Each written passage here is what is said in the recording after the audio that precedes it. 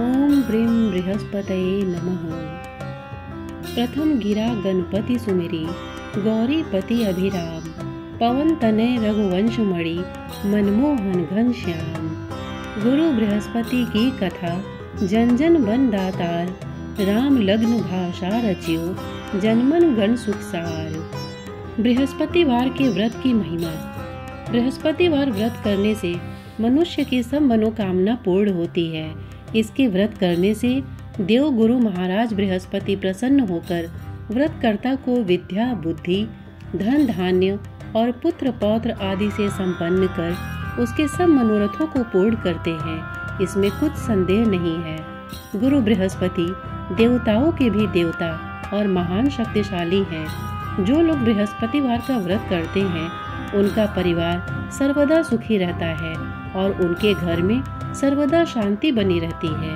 अतएव यह व्रत सब व्रतों में उत्तम और बहुत ही फलदायक है। स्त्री हो या पुरुष, सभी के लिए ये व्रत सुखदायक और हितकारी है, क्योंकि इसके स्वामी देवताओं के गुरु बृहस्पति हैं। जिन लोगों ने बृहस्पतिवार का व्रत किया उनके सब मनोरथ पूर्ण हुए।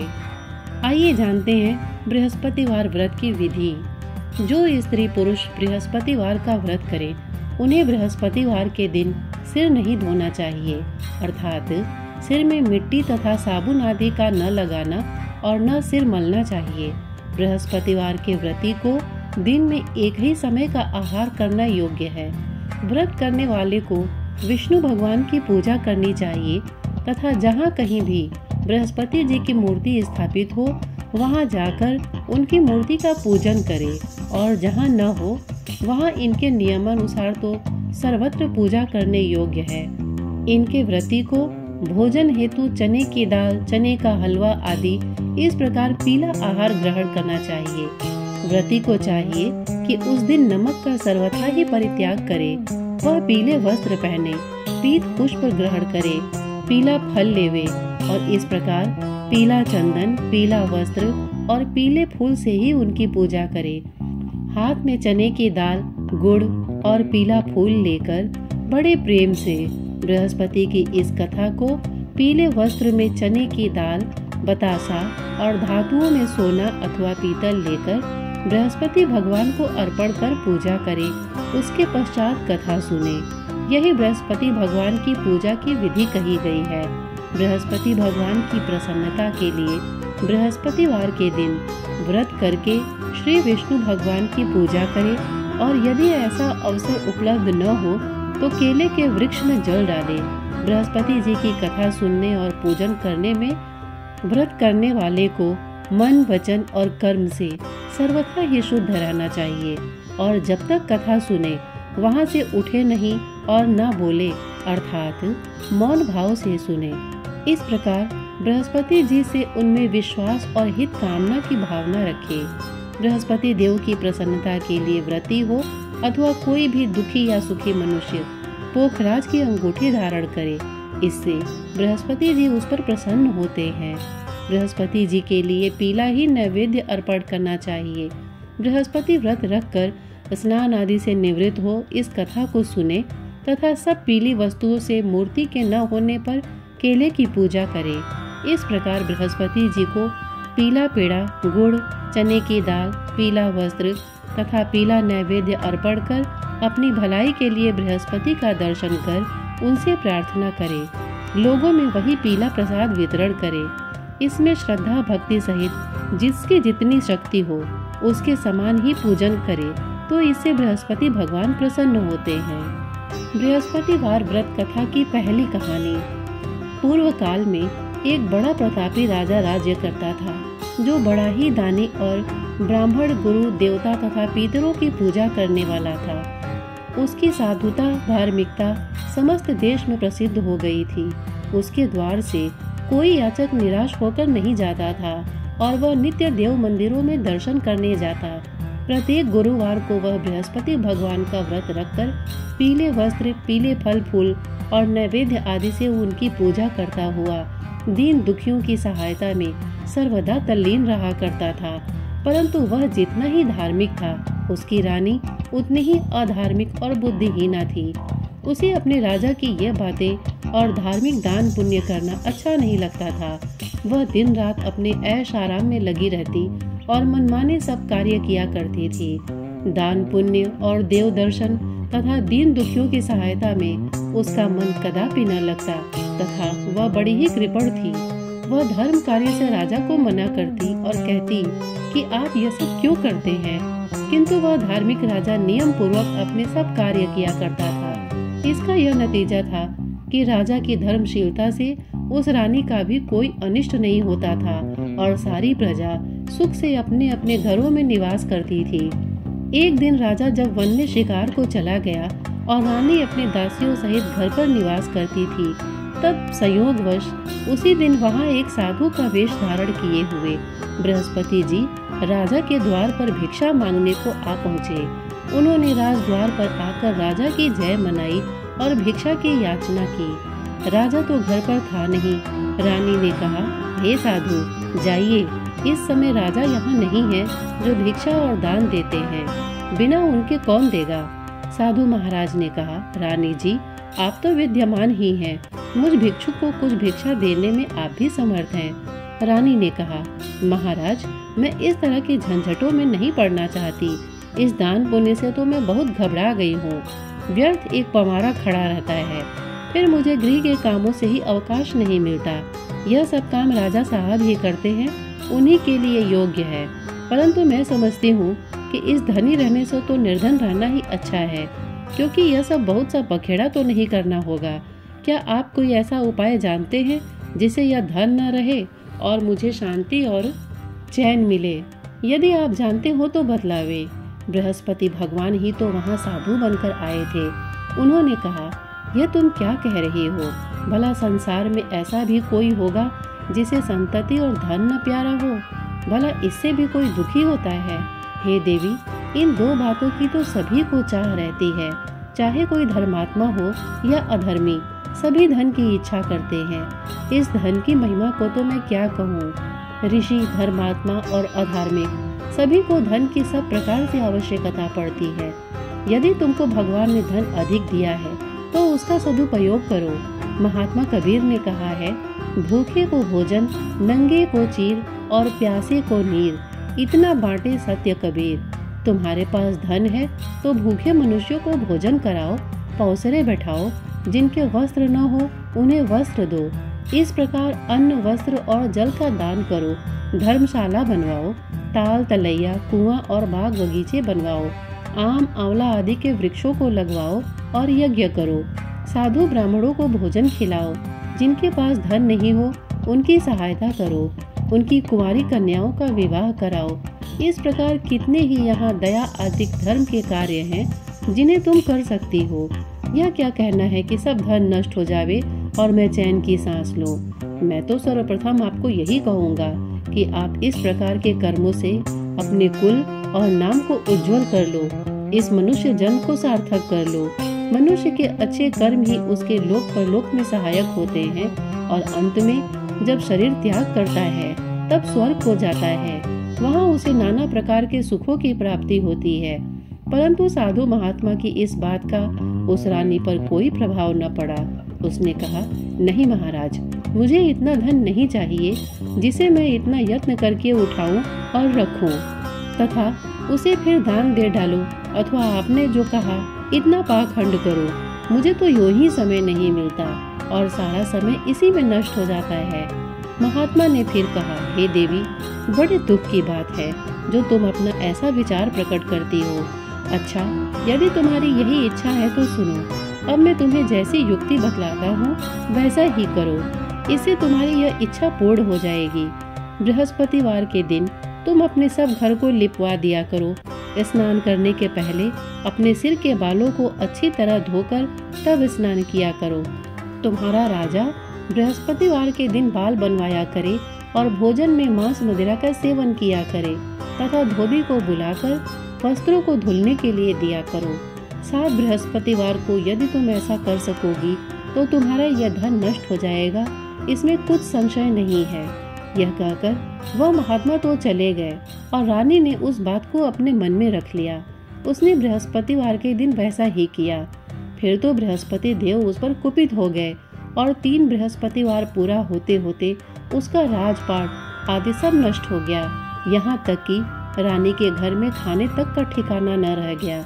उसके सुख चैन के दिन दूर हो गए। दोनों समय की कौन कहे, एक समय के खाने के लाले पड़ गए।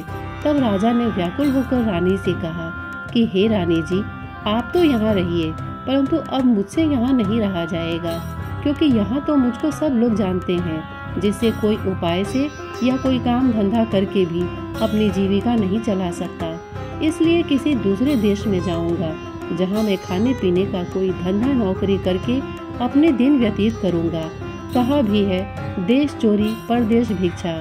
शास्त्र में कहा है कि दूर चले जाने पर मनुष्य का दुर्दिन दूर हो जाता है। यह कहकर राजा ने घर छोड़ दिया और दूर परदेश में चले गए। परंतु वहां से भी कुछ अच्छी बुद्धि न प्राप्त हुई तो वन में जाकर वह लकड़ियां काटकर शहर में लाकर बेचते और उससे जो कुछ मिल जाता उसी को ले वह किसी तरह अपना पेट पालन कर लेते। इधर रानी भी अपने घर पड़े पड़े उपवास करती, कपड़े लत्ते से फटे हाल पड़ी रहती। किसी दिन इधर उधर से कुछ पा जाती तो खा लेती और नहीं तो केवल पानी पीकर सो रहती और मारे भूख के करवट बदल बदल कर रात काट लेती। इस प्रकार उसकी यह दशा हो गई कि कई दिन तक उसे खाने को कुछ नहीं मिला और मारे भूख के दम घुटने लगा। तब उसने अपनी एक दासी को बुलाकर कहा, तुम हमारी पुरानी दासी हो, इस समय तुम हमारी इतनी सहायता करो कि हमारी बहन के यहाँ जाकर उससे हमारा दुख कहकर हमारे लिए सहायता में कुछ अन्न मांग लाओ। हमारी बहन नेक और धनवान है, वह अवश्य ही हमारी सहायता करेगी। यदि वह कुछ सहायता कर देती तो हमारे कुछ दिन खाने को हो जाता, और नहीं तो 10-5 सेर बेझड़ ही मांग लाना। दासी उसकी बहन के घर गई। जिस समय वह दासी उसकी बहन के पास पहुंची, उसी समय वह बृहस्पति का व्रत किए कथा सुनने को बैठी थी। उसने उसी समय कहा कि हे रानी, मैं आपकी बहन के पास से आई हूँ। आपकी बहन इस समय बड़े कष्ट में है, आप उनकी कुछ सहायता करें, और नहीं तो 10-5 सेर बेझड़ ही उनके लिए दे देवे तो कुछ दिन कट जाएंगे। दासी ने कई बार कहा, परंतु रानी ने ध्यान नहीं दिया और ना कुछ बोली, क्योंकि वह मौन भाव से एकाग्रचित हो बृहस्पति भगवान की कथा सुनने में लीन थी। जब रानी कुछ न बोली तो वह मन में उदास हो अपने घर को लौट उस रानी के पास चली आई जिसने उसे भेजा था, और आकर रानी से कहा कि आपकी बहन तो बड़ी घमंडी है, वह सहायता और बेझड़ क्या देती, उसने तो मुँह से एक बात भी न की। उसे सुन रानी ने कहा, यह उसका दोष नहीं है, यह सब अपने बुरे दिन की बात है। जब बुरे दिन आते हैं तब तृण भी पहाड़ बन जाता है और मित्र भी शत्रु हो जाते हैं, तथा कोई भी उस दुखी का साथ नहीं देता। इधर तो यह बात हुई। उधर जब वह रानी बृहस्पति जी की कथा सुनकर उठी तो उसे ख्याल हुआ कि मेरी बहन की दासी आई थी और व्रत की कथा सुनने में मैंने उसे कुछ बात भी नहीं की। इस बात को विचार कर वह किंचित शांत रही और जानकर भाव भक्ति से पूर्ण सप्रेम विष्णु का पूजन किया। उसने भगवान की पूजा की। विसर्जन कर वह सीधे अपनी बहन के घर गई और कहा कि हे बहन, तुम्हारी दासी मेरे पास गई थी, परंतु मैं बृहस्पतिवार का व्रत किए बैठी थी और मौन भाव से कथा सुन रही थी। उस कथा में जब तक कथा पूरी न हो जाए बोला नहीं जाता और न वहाँ से उठा ही जाता है। इस कारण वह लौट आई और कहा, बहन, उसे आपने मेरे पास किस लिए भेजा था? रानी बोली, बहन, मेरे पास अन्न नहीं था। तुम तो जानती हो कि इधर हमारे घर की दशा बड़ी शोचनीय हो गई है, इसलिए मैंने दासी को तुम्हारे पास 5 सेर बेझड़ लेने के लिए भेजा था, परंतु वह खाली हाथ लौट आई। मैंने सोचा कि तुम किसी काम में फंसी होगी, जिससे दासी को यूं ही लौटा दिया होगा। रानी बोली, नहीं बहन, उसने तो मुझसे कुछ नहीं कहा था, परंतु यह क्या बात है? मैं तो समझती हूँ कि तुम्हारे घर में ही बेझड़ मौजूद है। तुम अपने घर में फिर देखो। अपनी बहन के ऐसा कहने पर रानी ने जब घर में जाकर देखा तो बेझड़ से भरा हुआ एक घड़ा मिल गया। अब तो वह रानी और बांदी बहुत ही खुश हुई। बांदी ने कहा, हे रानी, यूँ तो भोजन के अभाव में हम लोग नित्य ही व्रत करते हैं, इसलिए मेरी समझ में ये आता है कि यदि हम लोग इनसे यह व्रत विधि और कथा पूछ ले और किया भी करे तो कोई हानि नहीं है। रानी ने कहा, कोई हानि नहीं है, अवश्य ही पूछ लिया जाए। रानी ने अपनी बहन के समीप बैठकर पूछा कि हे बहन, बृहस्पति के व्रत का क्या विधान है और वह व्रत कैसे किया जाता है। उस धार्मिक रानी ने कहा, बहन, बृहस्पति भगवान की कथा में कोई विशेष झंझट नहीं करनी पड़ती। केवल चने की दाल और मुनक्का से विष्णु भगवान का केले के जड़ में पूजन करना चाहिए तथा वहाँ दीपदान भी करे, अर्थात दीपक जलावे। उस दिन पीला भोजन करे और कहानी सुने। ऐसा करने से गुरु बृहस्पति प्रसन्न होते हैं। उनकी प्रसन्नता से अन्न, धन और पुत्र की प्राप्ति होती है तथा मनुष्य की सब कामनाएं पूर्ण हो जाती हैं। यह सुन उस रानी और दासी दोनों ने निश्चय किया कि बृहस्पति का व्रत अवश्य करेंगे।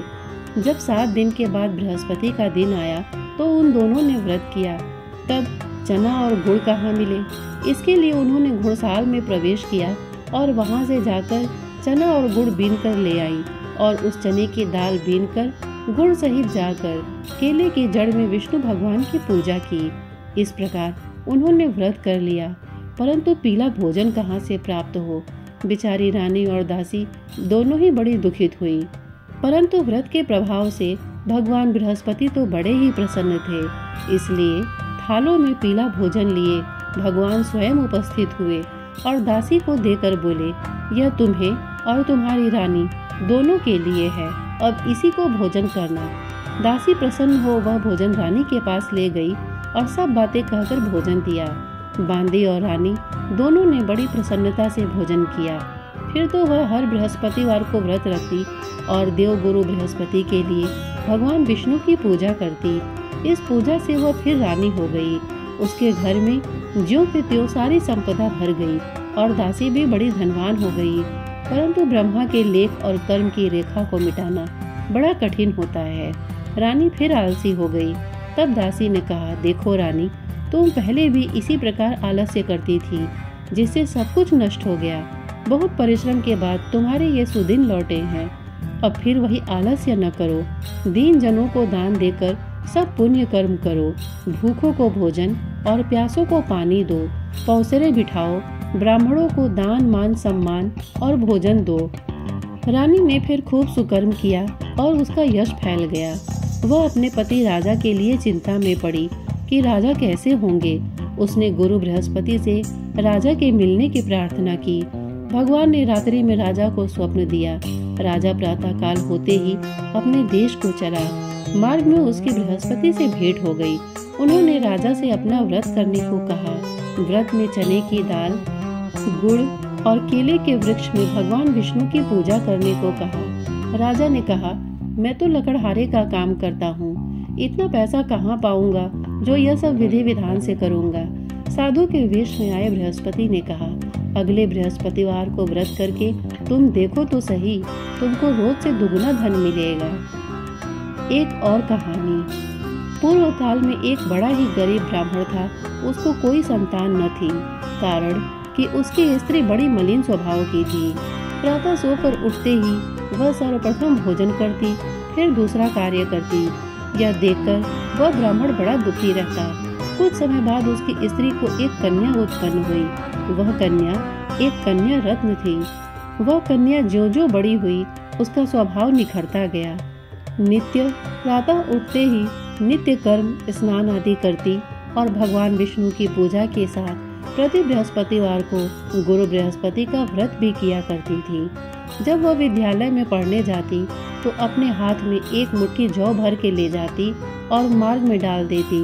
उसके सब जौ सोने के हो जाते और जब वह पढ़कर लौटती तो उन्हें बीन कर अपने घर ले आती थी। एक दिन वह बालिका जौओं को सूप में रखकर फटकने लगी। तब उसकी माँ ने कहा, बेटी, सोने के जौओं को फटकने के लिए सोने का सूप भी होना चाहिए। उसके दूसरे बृहस्पति का दिन पड़ता था। उसने नित्य की भांति गुरु बृहस्पति का व्रत किया और एक मुट्ठी जौ ले जाकर मार्ग में छींट दिया तथा कहा कि हे गुरु, यदि मैं सच्चे मन से आपका व्रत करती हूँ तो उसके प्रताप से आप एक सोने का सूप भी दे दीजिए। जब वह कन्या पाठशाला से लौटकर जौ बिटोरने लगी तो गुरु बृहस्पति की कृपा से उस दिन उसे सोने का सूप भी मिल गया। दूसरे दिन जब वह कन्या सोने के सूप में उन सोने के जवों को फटक रही थी, तो उस शहर का राजकुमार उधर से आ निकला। वह उस कन्या को देख और उसके रूप, शील एवं गुणों को देखकर उस पर मोहित हो गया और अपने घर पर आकर बीमारी का बहाना करके लेट गया।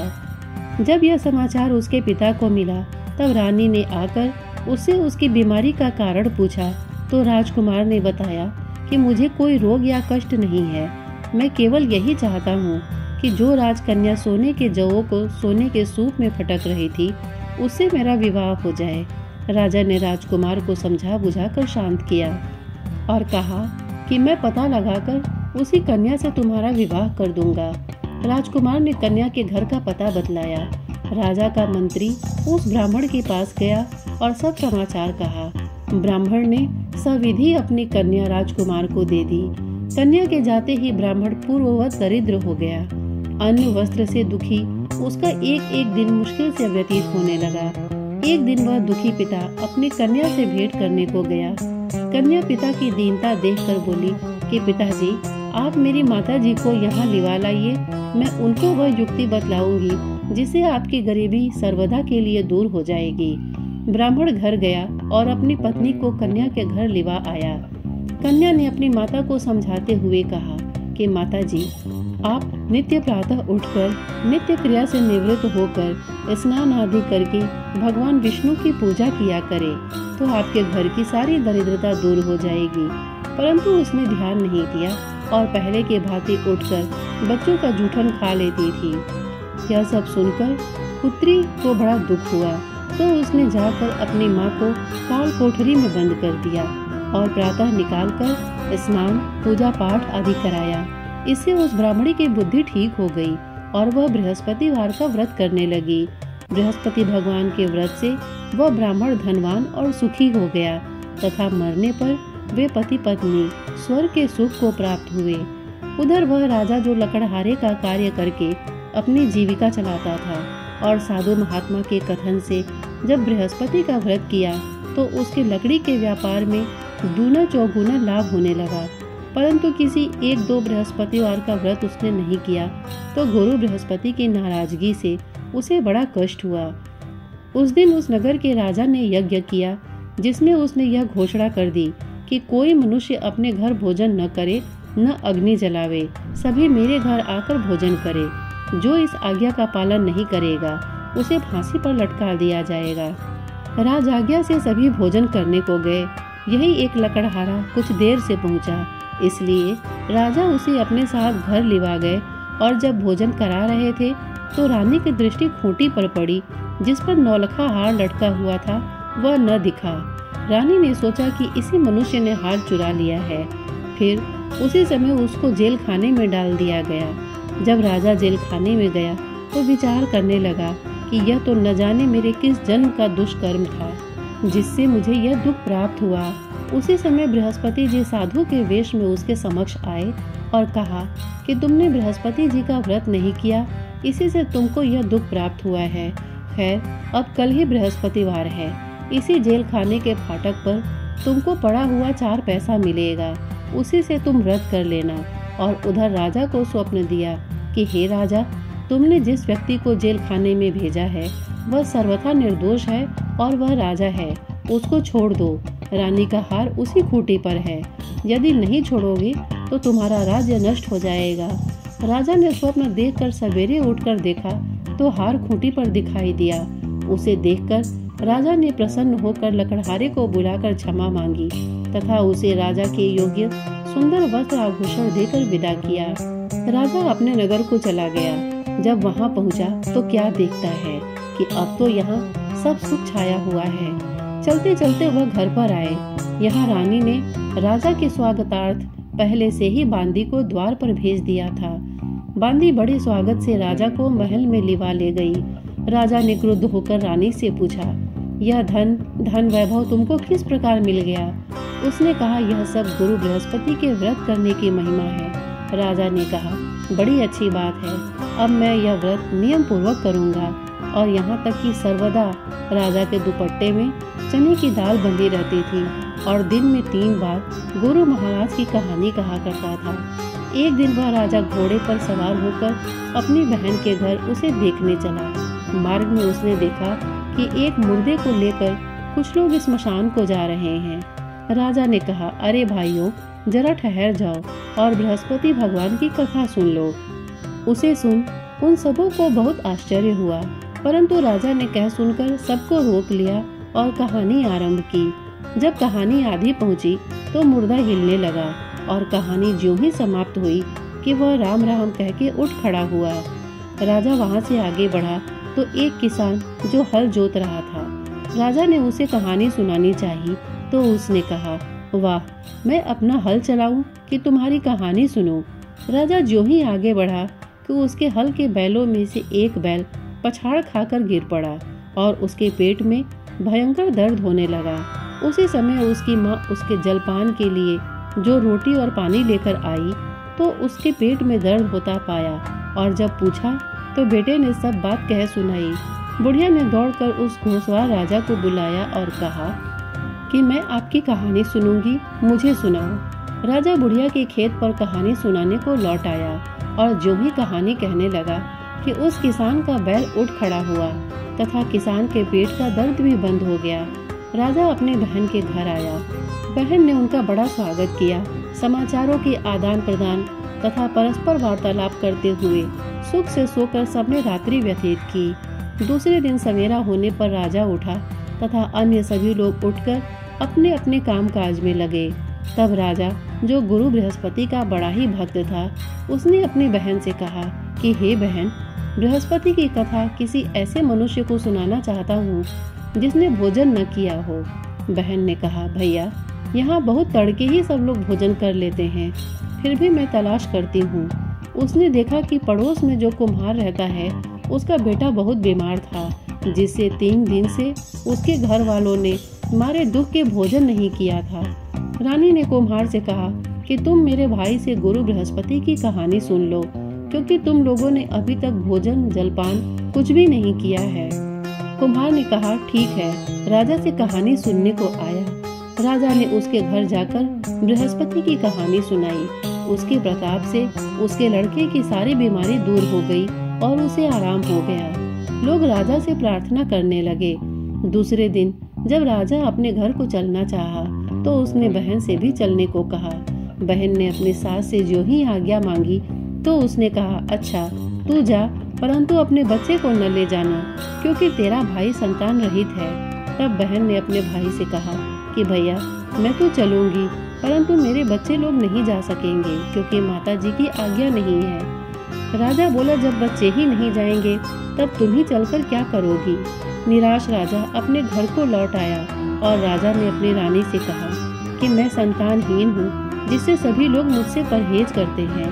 रानी ने कहा, घबराइए नहीं, बृहस्पति भगवान की कृपा से हमें भी संतान की प्राप्ति होगी। फिर तो उसी रात्रि में राजा को संतान प्राप्त होने के लिए स्वप्न हुआ। रानी गर्भवती हुई और ठीक 9वें महीने में उसे पुत्र की प्राप्ति हुई। रानी की बहन भी आ गई और वे सब लोग जो उनके संतानहीन होने से घृणा करते थे, वे लज्जित हुए और घर आकर खान पान में सम्मिलित हो राजा रानी को बधाई देने लगे। इस प्रकार बृहस्पतिवार का व्रत करने से गुरु बृहस्पति मनुष्य की सब कामनाएं पूर्ण कर देते हैं। बोलो बृहस्पति भगवान की जय। हिंदू धर्म में बृहस्पति देव को सभी देवताओं का गुरु माना जाता है। गुरुवार के व्रत में व्रत कथा सुनने के बाद बृहस्पति देव की आरती करने का विधान माना जाता है। गुरु बृहस्पति देव की आरती। जय बृहस्पति देवा, ओम जय बृहस्पति देवा, छिन छिन भोग लगाऊं कदली फल मेवा। ओम जय बृहस्पति देवा, तुम पूर्ण परमात्मा, तुम अंतर्यामी, जगत पिता जगदीश्वर, तुम सबके स्वामी। ओम जय बृहस्पति देवा, चरणामृत निज निर्मल, सब पातक हरता, सकल मनोरथ दायक, कृपा करो भरता। ओम जय बृहस्पति देवा। तन मन धन अर्पण कर जो जन शरण पड़े, प्रभु प्रकट तब होकर आकर द्वार खड़े। ओम जय बृहस्पति देवा।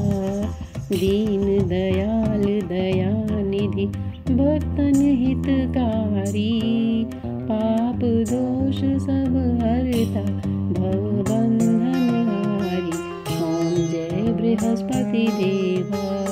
सकल मनोरथ दायक सब संशय हारी, विषय विकार मिटाओ संतन सुखकारी। ओम जय बृहस्पति देवा। जो कोई आरती तेरी प्रेम सहित गावे, जेठानंद आनंद कर सो निश्चय पावे।